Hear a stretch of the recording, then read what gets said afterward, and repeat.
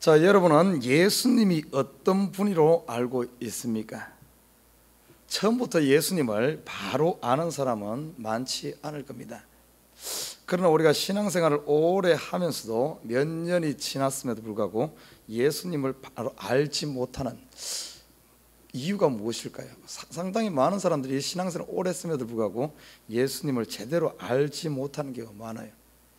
그런 경우가 오늘 본문을 우리가 살펴보면서 보게 되면 이 탐심 때문이다, 이렇게 이야기할 수가 있습니다. 자, 오늘 본문에 보면 한 무리 중에서 한 사람이 예수님을 찾아와서 묻습니다. 예수님, 형을 명하여 유업을 나와 나누게 하소서, 이렇게 질문을 합니다. 아마 아버지, 여기 보니까 여기 나타난 이 사람 아버지가 돌아가시면서 재산을 남겨주었는데 아마 재산 분배가 제대로 안 된 것 같아요. 그런 억울함이 있으니까 예수님 앞에 와가지고 재산 잘못 분배된 것, 이거에 대해서 판단을 내려달라, 이렇게 이야기를 합니다. 그 당시 보면은 이 랍비들이 이런 일들을 했어요. 랍비들이 옳고 그름에 대해서 분별도 해주고, 아니면은 어떤 문제가 있으면은 랍비에게 가서 이렇게 묻고 했습니다. 아마 이 사람도 예수님을 그 랍비 중에 한 사람 정도로 생각을 했던 것 같습니다. 예수님에 대해서 바로 알지 못하니까 예수님을, 어떻게 보면은 우리가 보면 요즘에 예수님을 바로 알지 못하는 사람은 예수님에 대해서 어떤 사회 정의를 바로 세우기를 원하는 하나의 혁명가 정도로 이렇게 생각하기도 합니다. 자, 오늘 이 시대도 보면은 예수님을 바로 알지 못하는 사람들이 예수님을 병 고쳐주는 사람, 아니면은 가난해서 우리를 해방시키는 사람, 아니면 일부에서는 교양이나 지식을 쌓기 위해서 예수를 믿는다든지 세상에 복만을 주러 오신 이런 잘못된 경우로 예수님을 알 수도 있습니다. 우리가 신앙생활을 하면서 처음에는 예수를 잘 알지 못하고 왔다 할지라도 우리가 신앙생활을 하면 할수록 예수님에 대해서 더 깊이 제대로 알아야 된다는 겁니다. 예수님이 어떤 분입니까? 우리에게 단순히 가난을 해방시키러 오신 분입니까? 아니면 이 사회를 개혁하기 위해서 혁명하러 오신 분입니까? 예수님이 오신 목적은 궁극적으로 그냥 단순히 그런 것이 아니라는 사실입니다. 더 깊이 보면은 예수님께서 이 땅에 오신 목적은 죄와 사망의 권세에서 우리를 해방하는 구원자로, 메시아로 오셨다는 겁니다. 더 근본적인 것은 우리의 죄 문제, 이 죄 문제를 해결하기 위해서 오셨다는 거예요. 여러분, 이 죄 때문에 결국에 보면은 사망이 오게 되고, 이 죄 때문에 사회의 모든 부조리라든지 부정의라든지 이런 모든 것들이 탄생합니다. 어떤 부수적인 것 한 가지 정의 해결한다고 해서 우리의 문제가 해결되냐, 그렇지 않아요. 근본적인 것은 뭔가 하면은 우리의 죄 문제, 이 죄 문제를 해결해야만 다른 것이 풀릴 수 있다는 사실입니다. 예수님께서 오신 것은 근본적으로는 우리의 죄를 해결하고 우리를 사망에서 건지기 위한 영혼의 구원자로 오셨다는 사실입니다. 그런데 오늘 본문을 보면 이 사람이 그것을 알지 못하고 예수님을 하나의 사회 정의를 실천하는 혁명가 정도로 와서 예수님에게 오늘 묻는 이 모습을 보게 됩니다. 자, 우리가 예수를 믿으면서 이 시야가 잘못되다 보면, 제대로 알지 못하다 보면 이런 경우가 생깁니다. 그런데 이 예수님을 제대로 알지 못하게 우리를 막고 있는 것이 있는데, 그것이 뭔가 하면은 오늘 이 탐심이다, 이렇게 말하고 있어요. 우리가 지나친 욕심으로 예수를 믿게 되면은 한쪽으로 치우치기 쉽습니다. 예수를 믿는데 순수해져야 되는데 한쪽으로 내 속에 욕심을 가지고 예수를 믿다 보니까, 성경에 보면 대표적인 사람이 가룟 유다가 나옵니다. 이 가룟 유다가 당시 열심당원이었고, 자기의 어떤 욕심, 탐심, 자기의 생각을 가지고 여기다가 자기의 욕심에다가 이 신앙을 접목시킨 대표적인 사람입니다. 그러니까 그가 예수님을 3년을 따라다녀도 예수님의 그 기적을 보고 갖가지 이런 걸 다 봤지만은 여전히 예수를 믿지 않고 어떻게 됐습니까? 자기 생각을 내려놓지 않는, 그래서 그만큼 예수님의 그 체험을 했음에도 불구하고 요만큼도 변화되지 않는, 그 속에 뭔가 그를 가로막고 있는 게 있는데 그것이 탐심이란 겁니다. 이단이란 게 뭔 줄 압니까? 이단이란 게 그래요. 자기 꿈, 자기 이상, 자기 사상에다가 이 신앙을 끌어들이는 겁니다. 이 예수를 갖다 붙이는 거예요. 그러다 보니까 결국에 가서는 내가 예수를 닮아가는 것이 아니라 전혀 변화되지 않고 결국에는 예수를 하나의 자기의 꿈을 이루는 하나의 어떤 도구 정도로만 생각하는, 그래서 여기서는 보십시오. 이단의 대표적인 사람이 문선명 같은 사람들, 아니면 요즘에 문제가 되고 있는 구원파 유병헌 같은 사람들, 결국에는 자기의 꿈, 어떤 돈을 벌고자 하는, 성공하고자 하는, 여기다가 신앙을 갖다가 끌어들입니다. 그러니까 그들의 궁극적인 예수 이야기하고 교회 이야기하고 하나님 이야기하고 천국 이야기하지만은 결국에는 뭔가 하면 자기 생각을 전혀 내려놓지 않고 결국에는 어디로 가는가 하면 그 목적이 돈입니다. 목적이 사업이에요. 그렇게 가잖아요. 결국에 드러나잖아요. 여러분, 요즘에 또 이단 중에 신천지가 있죠. 뉴욕에서도 신천지 좀 시끄럽게 하고 있는데, 이 신천지가 추구하는 것이 뭔 줄 압니까? 여도 보면은 하나님 교회 다 끌어들이지만은 결국에는 자기들의 왕국을 건설하려고 하는, 그래서 14만 4천 명만 구원한다, 자기 교회 온 사람만이 구원한다 하면서 자기 성도들 한 명 한 명이 14만 4천에 끌어들이면서 결국에서 거기서 노리는 것은 뭔가 하면 그런 사람들을 끌어들여서 그걸 통해서 자기가 왕노릇하겠다는 어떤 자기의 권력을 행사하겠다는 어떤 이런 것들을 볼 수가 있어요. 이 탐심이란 게 무섭습니다. 골로새서 3장 5절에 보면 이렇게 말하고 있어요. 탐심이다. 그러므로 땅에 있는 지체를 죽이라. 곧 음란과 부정과 사욕과 악한 정욕과 탐심이니 탐심은 우상 숭배니라, 이렇게 말하고 있어요.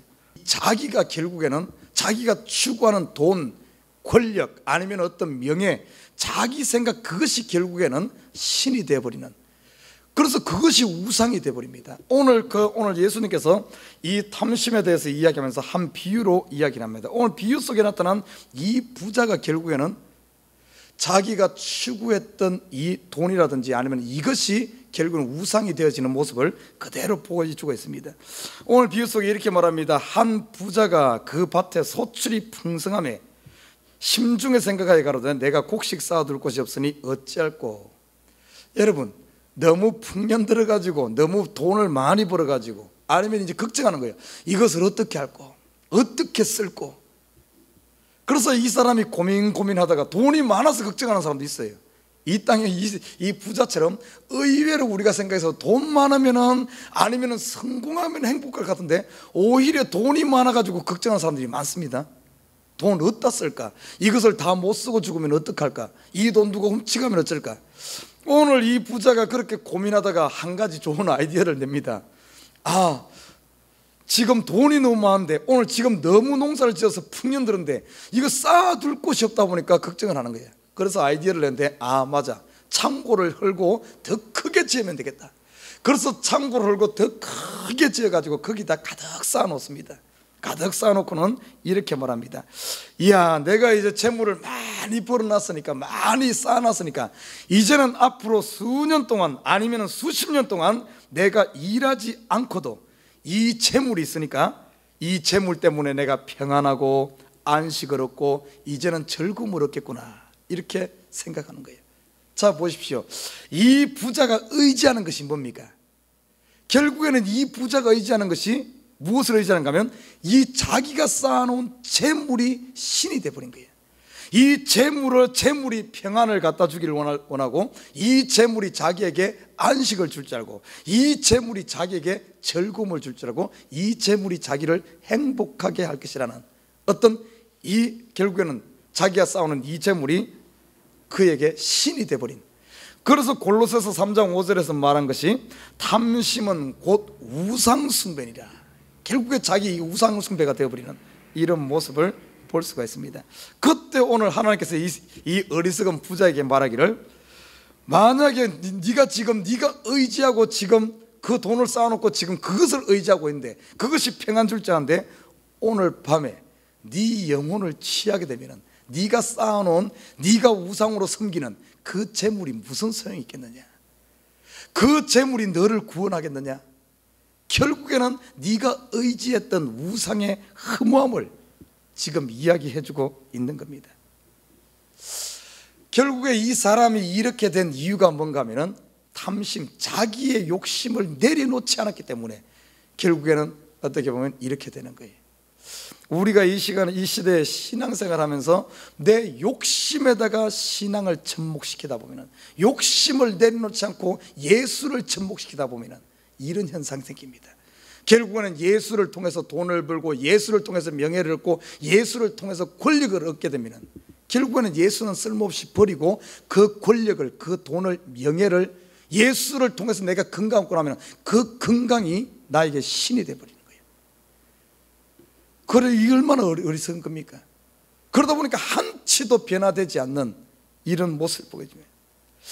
자, 그러면 성도들의 바른 삶은 무엇인가? 오늘 이 재물을 가지고 이야기했는데 성도들의 바른 재물과는 무엇인가? 성경에서 분명히 보여주고 있습니다. 성도들이 이 땅에서 하나님께서 우리에게 주신 물질적인 아니면 건강이라든지 이 땅에 보여지는 이 축복의 이런 거에 대해서 어떠한 사고방식을 가지고 살아야 될 것인가?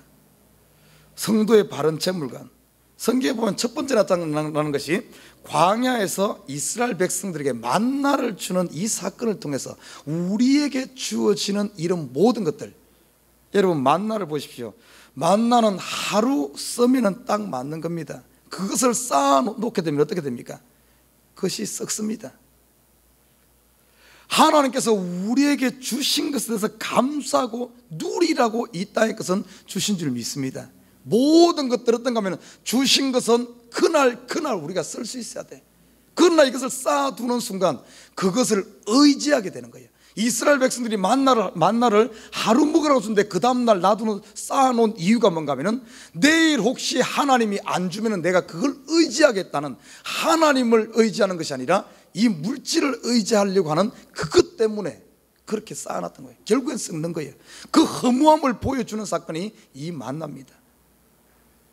두 번째 또 보여주는 거 보면 예수님께서 우리에게 기도를 가르쳐 준 것 중에 하나가 일용할 양식을 구하라 그랬어요. 일용할 양식은 왜 구하라 그랬겠습니까? 매일매일 구하면서 그것을 이 일용할 양식을 의지하지 말고 하나님을 의지하라는 이런 의미입니다. 그래서 매일매일 구하면서 하나님이 오늘 주어진 이 만나가 신이 아니라, 우리에게 주어진 일용할 양식이 신이 아니라 하나님이 참임을 보여주는 거예요. 그래서 일용할 양식을 구하라. 그리고 안식년 제도를 보면 하나님께서 제6년은 6년 동안 일하고 제7년은 땅을 쉬게 했습니다. 그러면서 어떤가 하면 6년째 2년치 양식을 주면서 이 제7년 하나님께서 채우심을 보여주게 합니다. 그럼 쌓아놓을 것이 아니라 그때 다 쓰게 해요. 그래서 7년마다 새롭게 되어지는 이것을 또 보여주겠습니다. 초대교회 성도들의 생활을 보면 나눔을 실천하고 은사를 나눈 모습을 보게 됩니다. 또 그리고 성경에 여러 곳을 보면 11조도 보면 뭡니까? 고아와 가부를 나누어주는, 한 지파가 부족하게 해서 그 지파 11조를 내서 그걸 다 나누게 하는, 성경에 보여주는 것은 전부 어떤가 하면 우리에게 이 땅에 물질을 쌓아놓으라는 것이 아니라 결국엔 나누면서 살아난 겁니다. 여러분 한번 보십시다. 저와 여러분 지금 쌓아놓은 것이 뭐가 있습니까? 나누고 있습니까? 아니면 그것을 쌓아놓음으로 말미암아 그것이 우상이 되어 있습니까? 내가 그것 의지하고 있지 않습니까? 하나님 의지하지 않고 이것 의지하고 이런 식으로 어떤 탐심을 가지고 하나님께 주신 것에 대해서 감사함으로 쓰지 못하고 그것을 자꾸 더 오늘 이 부자처럼 창고를 헐고 자꾸 쌓다 보면은 결국에는 신앙이 들어가는 것이 아니라 결국엔 탐심으로 말미암아, 이 탐심으로 말미암아 내가 의지하는 이것은 한순간에 아무것도 아니란 사실입니다. 오늘 15절에 이렇게 말하고, 15절 보십시오. 저희에게 이르시되 삼가 모든 탐심을 물리치라. 사람의 생명이 그 소유에 넉넉한 데 있지 아니하리라. 사람의 생명이 어디에 있는가 하면 소유에 넉넉한 데 있는 것이 아니라 어디에 있다고? 사람의 생명은 예수 안에 있는 줄 믿습니다. 하나님 안에 있어요. 하나님을 예수 그리스도를 영접하고 믿음으로 말미암아 우리가 참된 생명을 얻는 거지, 우리가 욕심으로 어떤 쌓아놓는 그것이 우리에게 생명 주는 것이 아니란 사실입니다. 참된 생명은 예수 그리스도를 영접하고 예수를 믿고 그 안에 말씀 안에 순종하고 하나님께서 주신 어떤 이런 것을 나누면서 살아갈 때 우리의 생명은 하나님 안에 있는 줄 믿습니다.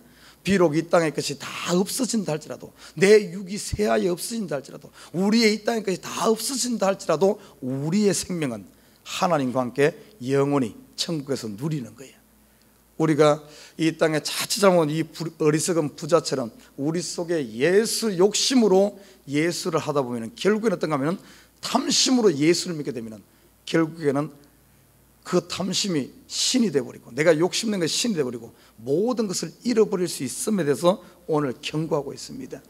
우리가 예수를 믿으면서 내 욕심을 더 강하게 하지 말고, 우리가 처음에는 예수를 제대로 알지 못하고 왔다 할지라도 예수를 알면 신앙생활을 하면 할수록 예수 앞에서, 말씀 앞에서 내가 깨어지시길 주님을 부탁드립니다. 내가 변화되어야지 내 것을 내려놓지 않고 자꾸 욕심으로 어떤 그렇게 채우다 보면은 결국에는 이 어리석은 부자처럼 한순간 다 무너지는 거예요. 그 생명 취하고 나면은 그가 쌓아놓은 것이 누구 것이 되겠느냐? 아무 쓸데없다는 거예요. 나는 우리 식구들이 바로 예수님이 누구인가, 우리에게 생명 주시는 분임을 알고 예수가 나의 생명의 근원임을 알고 우리가 다른 것 의지하고 욕심도 않고 그거 내려놓고 예수 앞에 나가는 이 새벽 되기를 주님을 부탁드립니다.